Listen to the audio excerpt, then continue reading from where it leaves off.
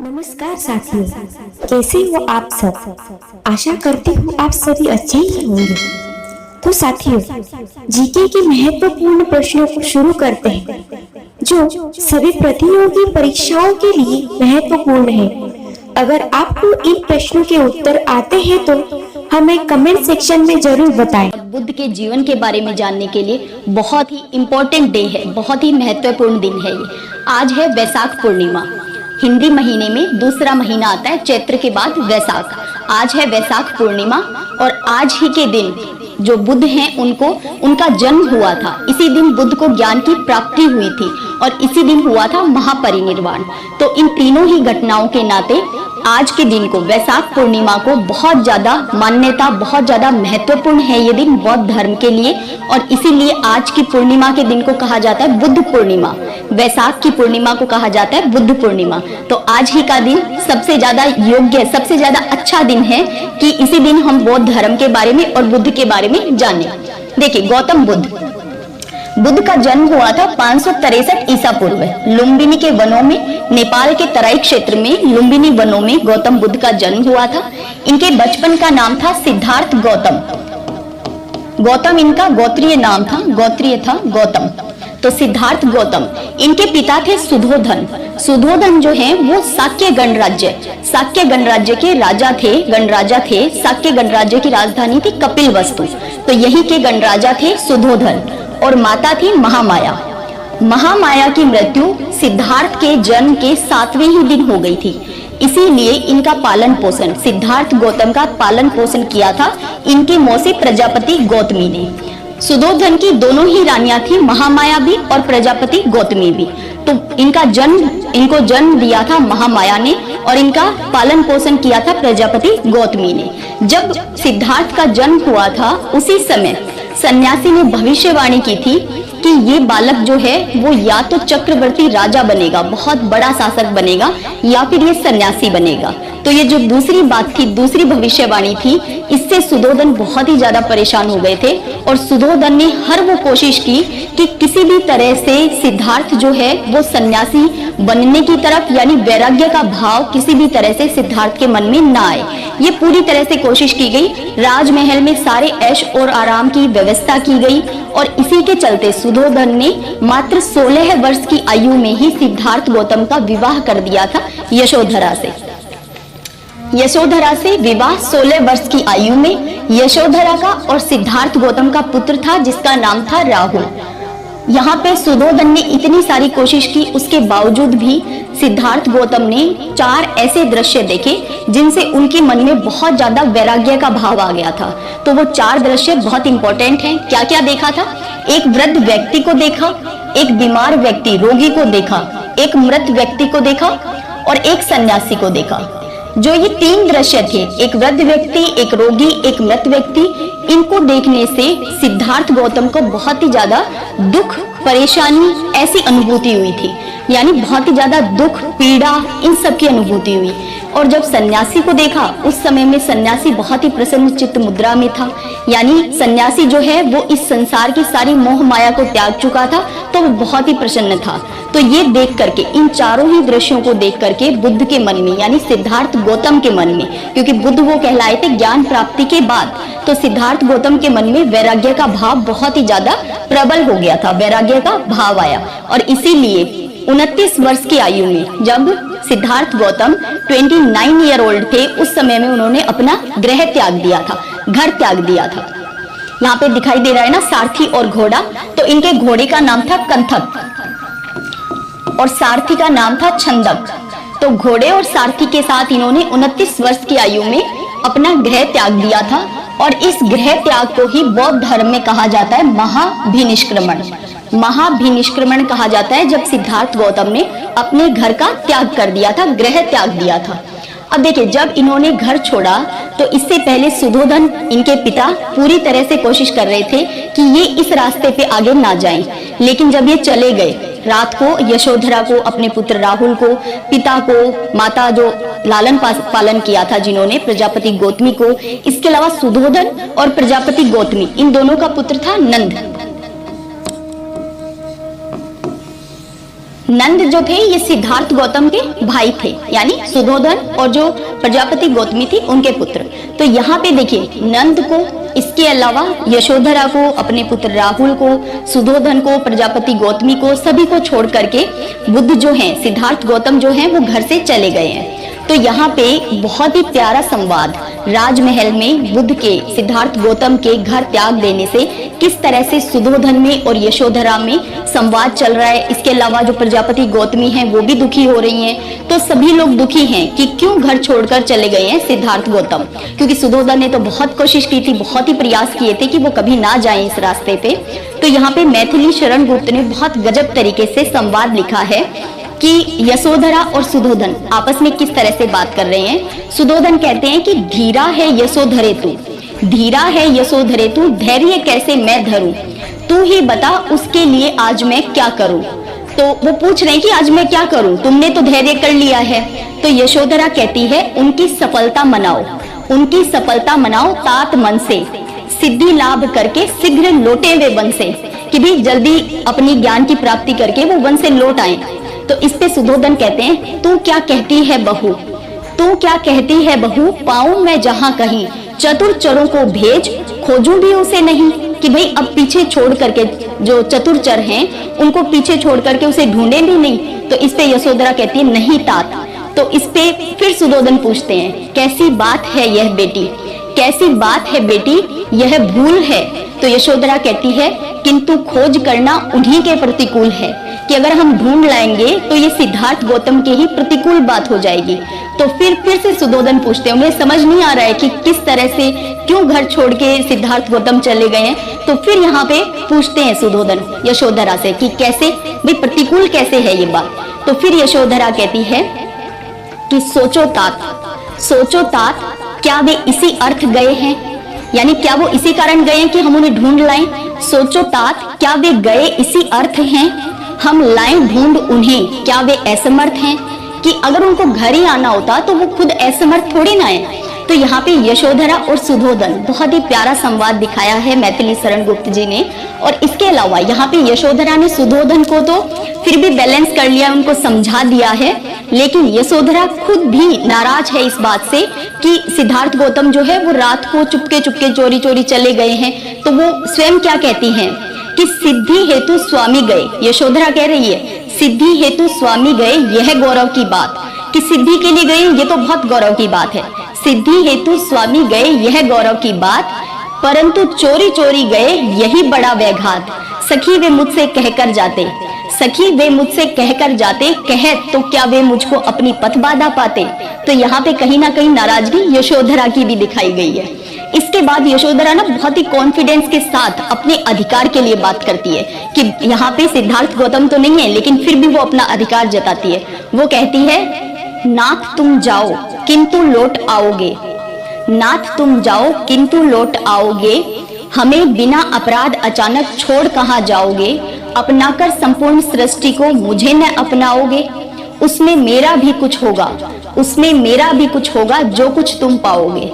तो समझ सकते हैं कि किस तरह से एकदम कॉन्फिडेंस के साथ अपने अधिकार की बात कर रही है यहाँ पर यशोधरा। तो ये जो गृह त्याग किया है बुद्ध ने, सिद्धार्थ गौतम ने जो गृह त्याग किया है, इसके बाद किस तरह का संवाद, किस तरह की भावनाएं, दुख, ये सब चल रहा था, ये तो बात है राजमहल की। अब हम जानते हैं कि बुद्ध क्या कर रहे थे, वो कहाँ शिक्षा ले रहे थे, किस तरह से ज्ञान को प्राप्त कर रहे थे। तो देखिए यहाँ पे सबसे पहले बुद्ध पहुंचे सांख्य दर्शन के, ये बहुत बड़े दार्शनिक थे, आचार्य अलार कलाम। तो यहाँ पे अलार कलाम से शिक्षा ली, लेकिन फिर यहाँ पे बुद्ध को वो संतुष्टि वाला भाव नहीं आया, बुद्ध को लगा नहीं कि ज्ञान प्राप्त हो गया है। तो इसके बाद राजगृह में धर्माचार्य रुद्रक रामपुत्र से इन्होंने शिक्षा ली। तो यही दोनों अलार कलाम और धर्माचार्य रुद्रक रामपुत्र, यही दोनों इनके प्रारंभिक गुरु थे, सिद्धार्थ गौतम के प्रारंभिक गुरु। 35 वर्ष की आयु में, देखिए 29 ईयर ओल्ड के थे, 29 वर्ष की आयु में घर छोड़ा था, कठोर तपस्या करके 35 वर्ष की आयु में निरंजना नदी के तट पर बोधि वृक्ष के नीचे ज्ञान प्राप्त हुई। और यहीं से ज्ञान प्राप्ति के बाद सिद्धार्थ जो थे ये कहलाए बुद्ध। यहीं से हम सिद्धार्थ को कहना शुरू करते हैं बुद्ध, और इन्हें तथागत भी कहा जाता है, बुद्ध को तथागत भी कहा जाता है। तो देखिए किस तरह से पहले गुरु से शिक्षा ले रहे थे, फिर इन्होंने घोर बहुत ही तपस्या की और कुछ भी खाया पिया नहीं, लेकिन फिर इन्हें धीरे धीरे महसूस हुआ कि इससे तो इनके शरीर की ऊर्जा खत्म होती जा रही है। फिर इन्होंने मध्यम मार्ग अपनाया और फिर यहाँ पे बोध गया में, निरंजना नदी के तट पे बोध गया बिहार के अंदर, बाद में इस स्थान को बोध गया कहा गया, और पीपल के पेड़ के नीचे ये ज्ञान प्राप्त हुआ था। इसके बाद पीपल का वृक्ष क्या कहलाया? बोधि वृक्ष कहलाया। तो बोध गया में निरंजना नदी के तट पर पीपल के पेड़ के नीचे यानी बोधि वृक्ष के नीचे इनको ज्ञान की प्राप्ति हुई और यहीं से ये कहलाए बुद्ध, और बुद्ध को हम तथागत भी कहते हैं। बुद्ध सारनाथ पहुंचे, यहाँ से बोध गया से ये पहुंचे सारनाथ, और सारनाथ में जाकर 5 ब्राह्मण सन्यासियों को अपना पहला उपदेश दिया। तो पहला उपदेश सारनाथ। देखिए ये चारों ही जगह बहुत इंपॉर्टेंट है। बुद्ध का जन्म हुआ लुम्बिनी वन में, इसके बाद बुद्ध ने अपना ज्ञान प्राप्त किया बोध गया में, अपना पहला उपदेश दिया सारनाथ में, और बुद्ध की मृत्यु हुई थी कुशीनगर में। तो ये चारों ही तीर्थ स्थल हैं बौद्ध धर्म के लिए। तो यहाँ पे सारनाथ में अपना पहला उपदेश दिया, बहुत बार क्वेश्चन के रूप में पूछा गया है। इसको कहते हैं धर्म चक्र परिवर्तन। ये जो अपना पहला उपदेश दिया था इसको कहते हैं धर्म चक्र परिवर्तन। तो महाभिनिष्क्रमण जब सिद्धार्थ गौतम ने घर छोड़ दिया था, और जब अपना पहला उपदेश दिया था तो इसको धर्म चक्र परिवर्तन। बुद्ध के राजगृह पहुंचने पे बिंबिसार राजा था, और इसके बाद बिंबिसार का पुत्र था अजातशत्रु, जो बौद्ध संगीतियां, जहां से बहुत बार क्वेश्चन पूछा जाता है, तो बौद्ध संगीतियों को पढ़ते समय हमारे सामने फिर से आ जाएगा अजातशत्रु। तो बिंबिसार का ही पुत्र था अजातशत्रु, पहली बौद्ध संगीति उसी के शासनकाल में हुई थी। बिंबिसार ने बहुत स्वागत किया और वेणुवन विहार जो है वो दान में दिया गौतम बुद्ध को। सारीपुत्र, मोदगलायन, उपाली और अभय ये यहाँ पे बुद्ध के शिष्य बने। बुद्ध यहाँ से जन्म हुआ था जहाँ बुद्ध का परिवार रहता था, और वहां पे अपने परिवार वालों को भी शिक्षा दी। यशोधरा तो पहले ही कह रही थी नाथ तुम जाओ किंतु लौट आओगे, है ना। तो यहाँ पे अपने परिवार के लोगों को इन्होंने उपदेश दिया। श्रावस्ती में सबसे ज्यादा, ये एक इंपॉर्टेंट फैक्ट है कि बुद्ध ने सबसे ज्यादा समय जो है, और वर्षा काल का समय का भी काउंट करें, सबसे ज्यादा समय व्यतीत किया था श्रावस्ती के अंदर। श्रावस्ती नरेश प्रसेनजीत शिष्य बने, और जब श्रावस्ती में सबसे ज्यादा टाइम स्पेंड किया तो यहीं पे इनके सबसे ज्यादा शिष्य भी बने थे। नंबर ऑफ सबसे ज्यादा शिष्य श्रावस्ती में बने थे। श्रावस्ती में प्रसेनजीत शिष्य बने, श्रावस्ती में एक व्यापारी अनाथ पिंडक शिष्य बना, और जेतवन विहार जो है वो बुद्ध को दान में दिया। श्रावस्ती में ही एक व्यापारी की पुत्री विशाखा ने शिष्यता ग्रहण की और संघ के लिए पूर्वाराम विहार बनवाया था, और यहीं पे श्रावस्ती में ही डाकू अंगुलीमाल ने भी शिष्यता ग्रहण की थी। देखिए डाकू अंगुलीमाल जो था ये बहुत ही खूंखार डाकू था, और ये जो आने जाने वाले राहगीर होते थे या फिर जो गांव के लोग होते थे उनको मारता था, और उनकी उंगली काट करके अपने गले में एक माला पहनता था जिसमें उंगलियां लगी हुई थी, तो इसीलिए इसका नाम क्या हो गया अंगुलीमाल। तो ये डाकू था। जब बुद्ध इसके पास से यहाँ से गुजर रहे थे तो गांव वालों में बहुत ज्यादा भय था, तो बुद्ध ने पूछ लिया कि भाई आप लोगों में इतना भय किस चीज को लेकर के है। तो उन्होंने बताया कि यहाँ पे एक डाकू अंगुलीमाल है जो कि लोगों को मारता है, उनकी हत्या कर देता है और उनकी उंगलियां काटकर अपने गले में पहनता है। तो फिर बुद्ध ने कहा ठीक है देखते हैं डाकू को। तो बुद्ध जब जा रहे थे तो फिर इस डाकू ने आवाज लगाई। बुद्ध जानबूझकर उसी रास्ते गए जहाँ पे ये डाकू था। तो इस डाकू ने आवाज लगाई ठहरो, लेकिन बुद्ध नहीं रुके। फिर और आगे चले गए तो इसने भाग करके पीछे से पीछा किया बुद्ध का, और बुद्ध को कहा कि रुको। तो बुद्ध ने कहा मैं तो रुका हुआ ही हूँ, मैं तो ठहरा हुआ ही हूँ, लेकिन तुम कब रुकोगे। तो फिर इसने कहा कि मैं यहाँ का सबसे शक्तिशाली डाकू हूँ। तो फिर बुद्ध ने पूछा कि मैं इस बात को कैसे मानूं कि तुम सबसे शक्तिशाली हो। तो इसने कहा कि ठीक है आप बताओ कि क्या करना है ताकि आपको भी पता चले कि मैं सबसे पावरफुल हूँ, सबसे ज्यादा शक्तिशाली हूँ।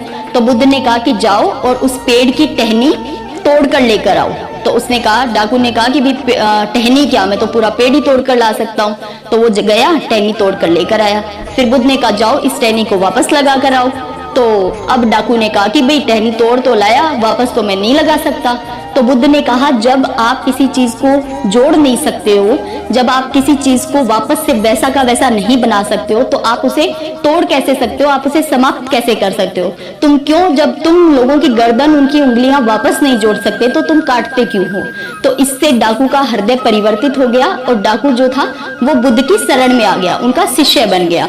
आगे चल करके डाकू अंगुलीमाल जो है वो एक बहुत बड़ा सन्यासी बना। ठीक है, तो ये थी डाकू अंगुलीमाल ने भी शिष्यता ग्रहण की थी। सर्वाधिक समय बुद्ध ने श्रावस्ती में ही व्यतीत किया था। वैशाली में लिच्छवियों ने कुटाग्रशाला विहार जो है वो दान में दिया था। वैशाली में ही बुद्ध ने आनंद के कहने पे पहली बार स्त्रियों को संघ में शामिल होने की अनुमति दी थी।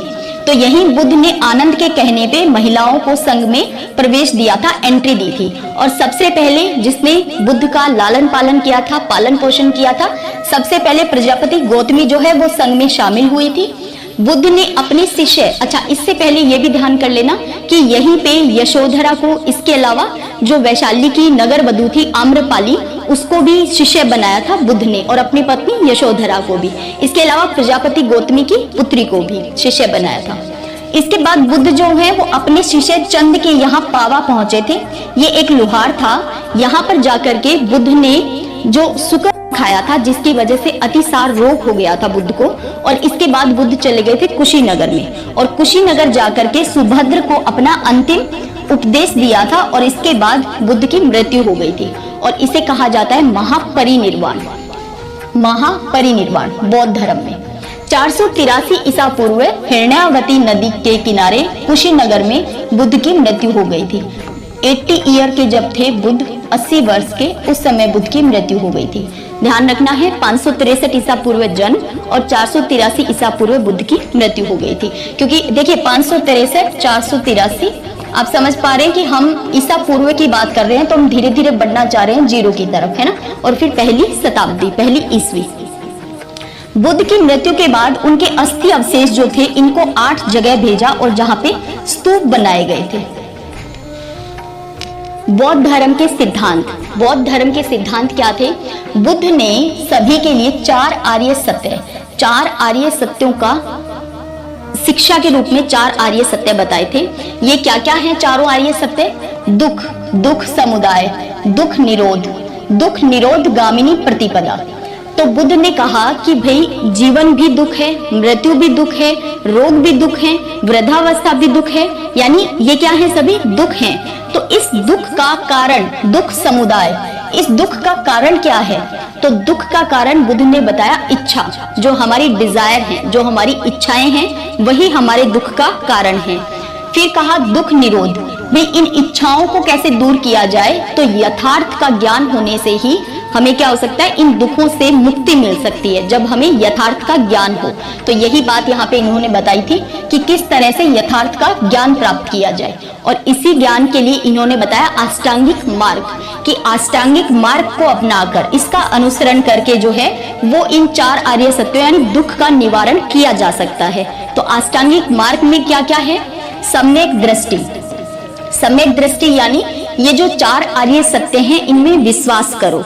इसके अलावा सम्यक संकल्प, यानी मानसिक और नैतिकता का प्रतिज्ञा लो, उसकी मानसिक और नैतिक संकल्पना लो, प्रतिज्ञा लो। सम्यक वाक, यानी कभी झूठ मत बोलो, ऐसा मत बोलो जिससे अगले को आघात पहुंचे, तो यानी अच्छा बोलो। इसके अलावा सम्यक कर्मार्थ, अच्छे कर्म करो, बुरे कर्म नहीं करने हैं। इसके अलावा सम्यक आजीव, आपके जीवन जीने के लिए जो आपकी आजीविका है, व्यापार है, उससे किसी दूसरे को ठेस नहीं पहुंचनी चाहिए, दूसरे की हानि नहीं होनी चाहिए, तो ऐसा व्यापार करो। सम्यक व्यायाम, व्यायाम आप समझते हैं शारीरिक और मानसिक स्वास्थ्य। इसके अलावा सम्यक स्मृति, स्मृति यानी यहाँ पे एकाग्रता की बात की गई है, कि किसी भी आपकी जो दृष्टि है, देखने की जो आपका तरीका है, उसमें आपकी मानसिक योग्यता बहुत प्रबल होनी चाहिए, मानसिक योग्यता आपके पास होनी चाहिए, ऐसी आप कोशिश करो। सम्यक समाधि यानी निर्वाण, क्योंकि बुद्ध ने निर्वाण पे सबसे ज्यादा बल दिया, जीवन मरण के इस चक्र से मुक्ति, निर्वाण पे बल दिया था। तो सम्यक समाधि यानी निर्वाण। बुद्ध ने अपने सारे ही उपदेश जो हैं वो आम जनता की भाषा में, आम जन की जो लैंग्वेज थी पाली, उसी में दिए थे। तो बुद्ध के सभी उपदेश थे पाली भाषा में। ये एक फैक्ट के रूप में है, बहुत बार पूछा जाता है। 10 सील, बुद्ध ने 10 सील बताए थे। बौद्ध धर्म में निर्वाण, अब ये जो निर्वाण है इसकी प्राप्ति कैसे हो? तो निर्वाण प्राप्ति के लिए सदाचार और नैतिक जीवन पर बल दिया था, और 10 सील बताए थे। ये 10 सील क्या क्या थे? ये 10 सील थे कि अहिंसा, सत्य, इनके मार्ग पे चलो, ऐसे यानी कभी चोरी मत करो, कभी भी मदिरा पान का सेवन मत करो, ऐसे समय भोजन मत करो। इसके अलावा जो बहुत ही सुखदायक बिस्तर है उस पे मत सो, आराम उस पे मत करो। इसके अलावा ब्रह्मचर्य को अपनाओ, व्यभिचार से दूर रहो, धन का संग्रह मत करो, आभूषणों का त्याग करो। ये सभी क्या थे? 10 सील थे जो कि बुद्ध ने बताए थे। 10 सीलों का पालन करने के लिए कहा था बुद्ध ने। बौद्ध धर्म में त्रिरत्न, 3 रत्न है। क्या क्या? बुद्ध, धम्म और संघ। इसके अलावा बुद्ध के जीवन से जुड़े हुए प्रतीक हैं जो कि बहुत बार डायरेक्ट पूछ लिए जाते हैं एग्जाम में। क्या प्रतीक है? बुद्ध के जन्म का प्रतीक है कमल या फिर सांड।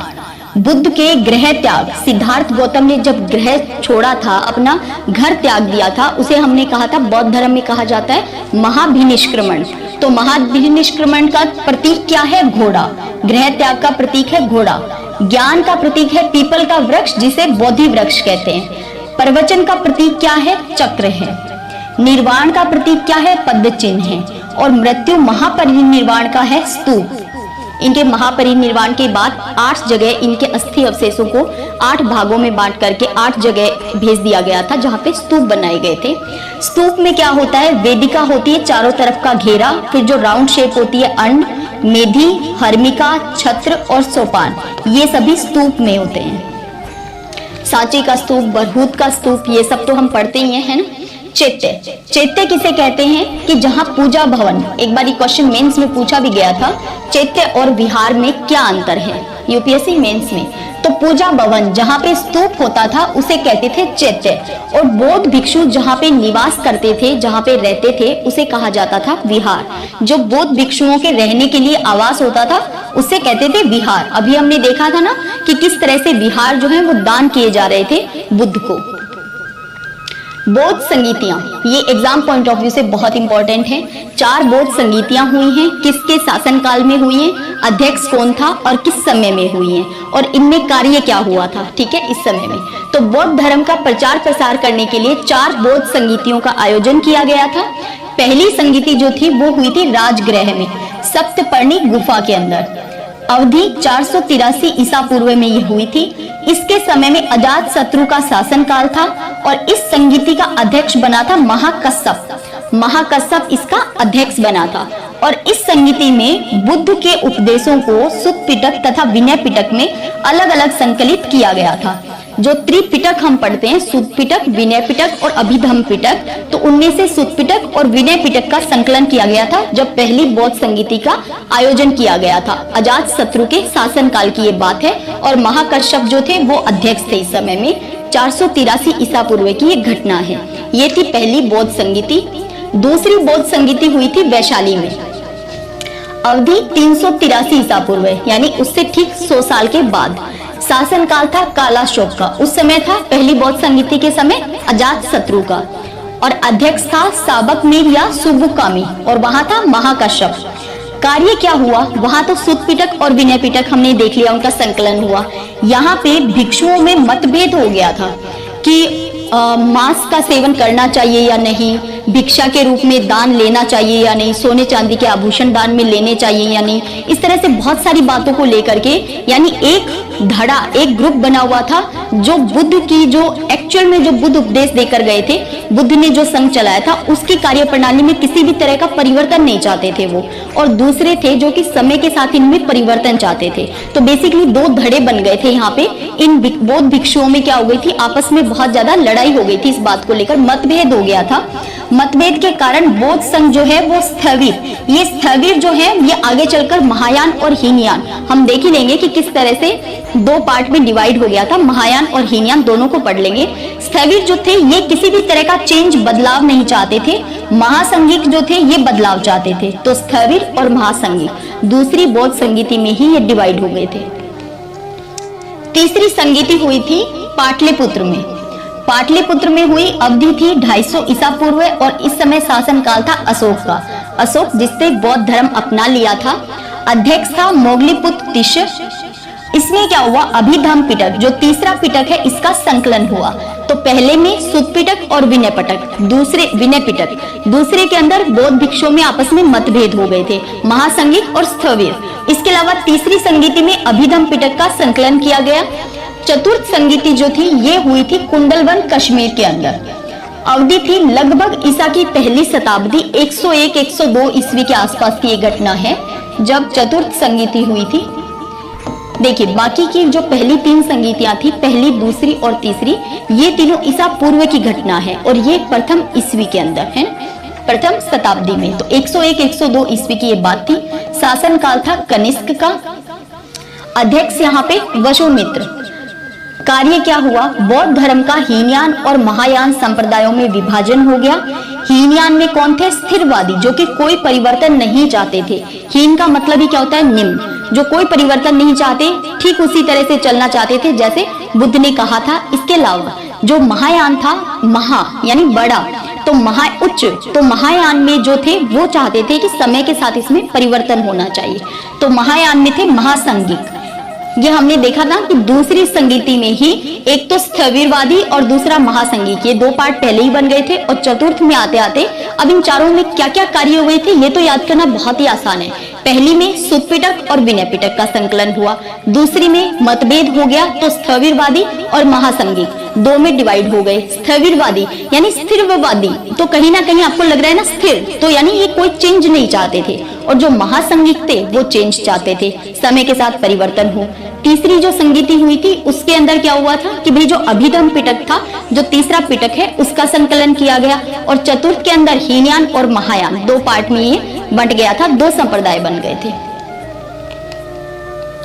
हीनयान ये बौद्ध धर्म के प्राचीन आदर्शों को मूल रूप में बनाए रखना चाहते थे, कोई परिवर्तन नहीं चाहते थे। ये बुद्ध को महापुरुष मानते थे। और जबकि महायान में बुद्ध को मूर्ति पूजा, भगवान का दर्जा दिया गया और बुद्ध की पूजा की जाती है, मूर्ति पूजा की जाती है। हीनयान का आदर्श था अरहत पद को प्राप्त करना।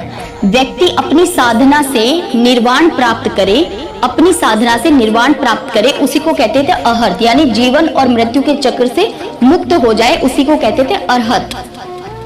हीनयान व्यक्तिवादी धर्म है, ये व्यक्ति को अपने केंद्र में रखता है। प्रत्येक व्यक्ति को अपने प्रयत्नों से ही मोक्ष प्राप्त करना चाहिए, ये इनका मानना था। हीनयान के प्रमुख संप्रदाय थे वैभाषिक और सौत्रांतिक। वैभाषिक और सौत्रांतिक जो थे ये इनके उप संप्रदाय, हम इनको कह सकते हैं उप संप्रदाय। संप्रदाय तो हीनयान ही था। महायान ये बौद्ध धर्म के प्राचीन आदर्शों में समय के साथ परिवर्तन चाहते थे। महायान बुद्ध को देवता मानते थे, जबकि हीनयान महापुरुष मानते थे। ये देवता मानते थे। इनका आदर्श था बोधिसत्व, उनका आदर्श था अरहत, अरहत प्राप्त करना, अरहत के पद को प्राप्त करना। बोधिसत्व जो थे वो अपनी मोक्ष प्राप्ति के बाद, वहां तो व्यक्ति पे ही कंसंट्रेट किया जाता था, व्यक्ति को केंद्र में रखते थे कि व्यक्ति को निर्वाण प्राप्त करना है, व्यक्ति को अरहत प्राप्त करना है। यहाँ पे बोधिसत्व प्राप्त हो जाने के बाद, मोक्ष प्राप्ति के बाद भी ये जो होते थे महायान को मानने वाले, ये दूसरे प्राणियों की भी मुक्ति का प्रयास करते थे। महायान तीर्थों को मानते हैं लुम्बिनी, बोध गया जहाँ पे जन्म हुआ, जहाँ पे ज्ञान प्राप्त हुआ, जहाँ पहला उपदेश दिया और जहाँ पे मृत्यु हुई बुद्ध की, कुशीनगर। तो लुम्बिनी, बोध गया, सारनाथ और कुशीनगर, ये 4 बहुत इंपॉर्टेंट जगह हैं बुद्ध के जीवन से जुड़ी हुई। तो यहाँ पे महायान 4 तीर्थ को मानते हैं। महायान बौद्ध संप्रदाय के 2 मुख्य भाग हैं, एक है शून्यवाद या माध्यमिका कहते हैं इसे, दूसरा है विज्ञानवाद या योगाचार। ठीक है, बुद्ध ने सत्य, अहिंसा, इसके मार्ग को ही आधार बनाया था जीवन का। और इसके अलावा बुद्ध कहते थे निर्वाण को प्राप्त करो, यानी इस जीवन चक्र से, जीवन और मृत्यु के चक्र से मुक्ति प्राप्त करने पे बुद्ध ने बल दिया था। तो प्रेजेंट में जहां समाज में इतनी ज्यादा नफरत, घृणा, द्वेष, कंपटीशन इतना ज्यादा बढ़ रहा है, ऐसे समय में बुद्ध जो है वो और भी ज्यादा प्रासंगिक बन जाते हैं।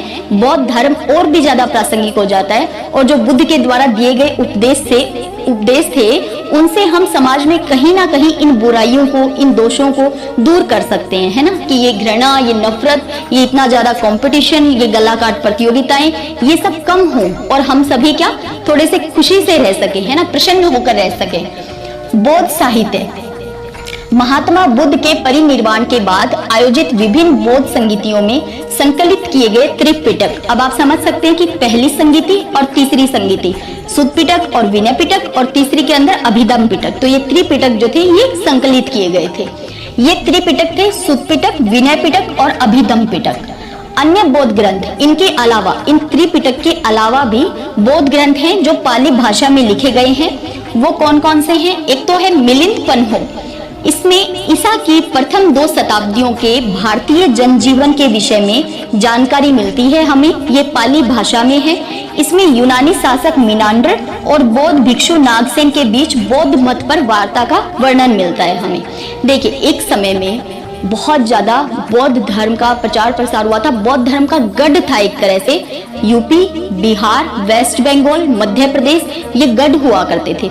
इसके अलावा बुद्ध ने कश्मीर से अफगानिस्तान तक की यात्रा की थी, तो यहाँ पे हमें देखने को मिलती थी पहले। अब तो एक तरह से उनको नष्ट भी कर दिया गया है और कुछ का क्षरण भी हो गया है, बहुत बड़ी बड़ी मूर्तियां बुद्ध की। तो एक समय में यहाँ पे बौद्ध धर्म खूब था। उसके बाद देखिए, भारत से निकल करके किस तरह से बौद्ध धर्म जो है वो पूरे विश्व में फैल गया, और ये हमारे लिए एक क्वेश्चन मार्क है कि बौद्ध धर्म जो है वो भारत में क्यों नहीं पनप पाया, है ना।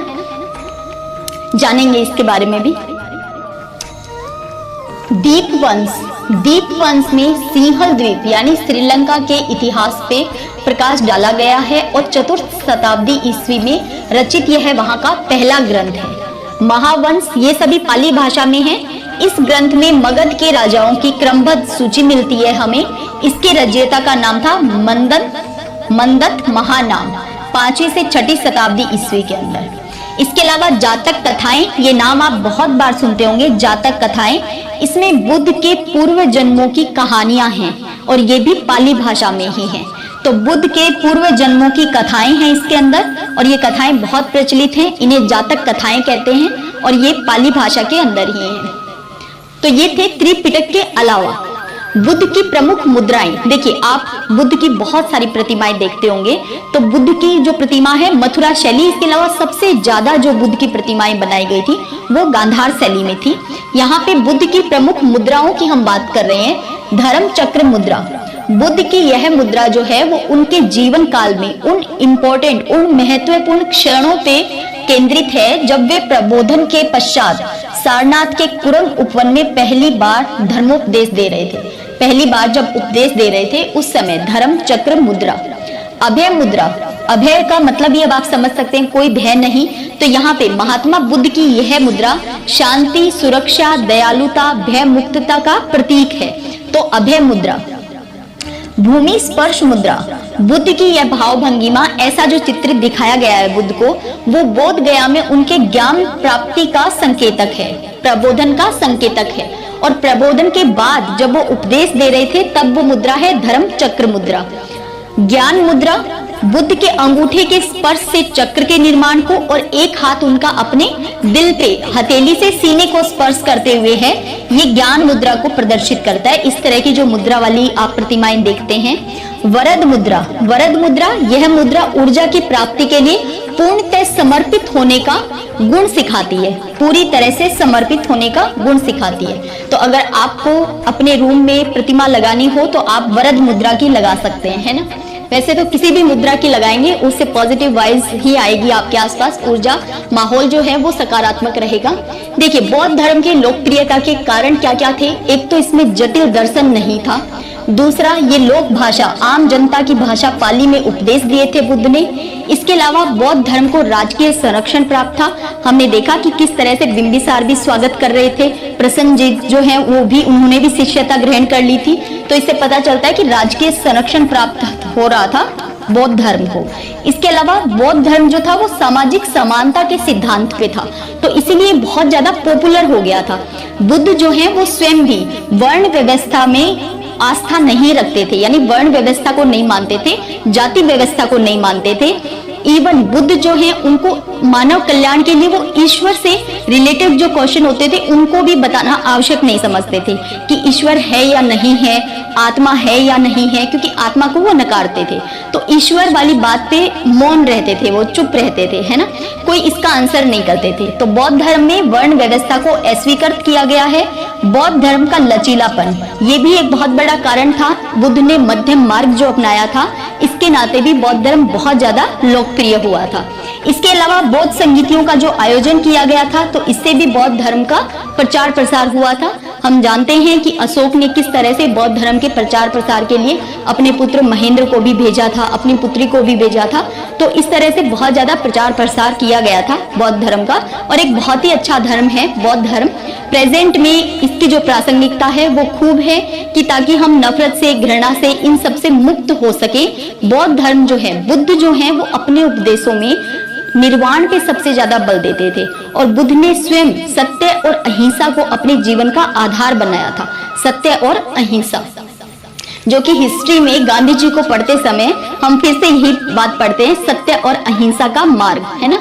बुद्ध के अनुयायियों को दो वर्गों में बांटा गया था। एक थे उपासक। ये उपासक जो होते थे वो अपने परिवार के साथ रहते थे और फिर ये बौद्ध धर्म को मानते थे। भिक्षु जो होते थे, जिन्होंने गृह जीवन त्याग कर सन्यासी जीवन अपना लिया था, वो भिक्षु होते थे। पहले इनको सरमन कहा जाता था शुरुआती समय के अंदर, और फिर 10 साल के बाद इनको भिक्षु का दर्जा दिया जाता था।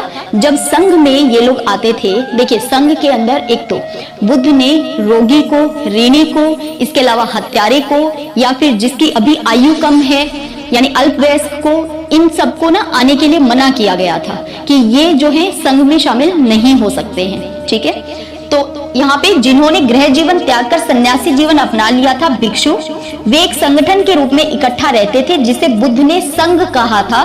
स्त्रियों को भी हमने देखा ना किस तरह से प्रजापति गौतमी पहली बार संघ में शामिल होने वाली पहली महिला थी।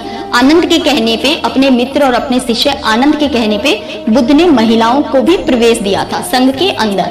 तो स्त्रियों को भी संघ में प्रवेश करने की अनुमति दी गई थी। बौद्ध संघ के सदस्यों को समान अधिकार दिए गए थे, और बेसिकली ये संघ जो था ये गणतंत्र पे काम करता था। जैसे हमारा देश क्या है, गणतांत्रिक देश है, गणतंत्र है, इसीलिए हम क्या मनाते हैं, 26 जैन को गणतंत्र दिवस मनाते हैं, रिपब्लिक डे। तो ये भी गणतंत्र, यहाँ पे भी बहुमत के आधार पर निर्णय लिए जाते थे। किसी भी तरह के मतभेद को टालने के लिए निर्णय भी लिए जाते थे। पूर्णिमा को, अमावस्या को यहाँ पे व्रत भी रखे जाते थे। तो इस तरह से ये संघ की पूरी कार्यप्रणाली चलती थी। तो ये थी आज की हमारी क्लास बौद्ध धर्म के बारे में। आई होप आपने आज ही के दिन बौद्ध धर्म को पढ़कर अच्छा महसूस किया होगा। तो चलिए मिलते हैं फिर नेक्स्ट क्लास में। और हाँ, बुद्ध का जो अंतिम उपदेश, या अंतिम क्या, या पूरी तरह से सार हम इसे कह सकते हैं कि बुद्ध का सार क्या है, आत्मदीपो भव, जो कि बहुत ही प्यारी लाइन है, आत्मदीपो भव, अपना प्रकाश स्वयं बनिए, और बुद्धम शरणम गच्छामि। तो चलिए मिलते हैं फिर नेक्स्ट क्लास में। सब्सक्राइब करने के बाद ना घंटी बजा देना, ताकि जब भी मैं कोई न्यू वीडियो अपलोड करूं तो तुम्हारे फोन की घंटी भी बजे।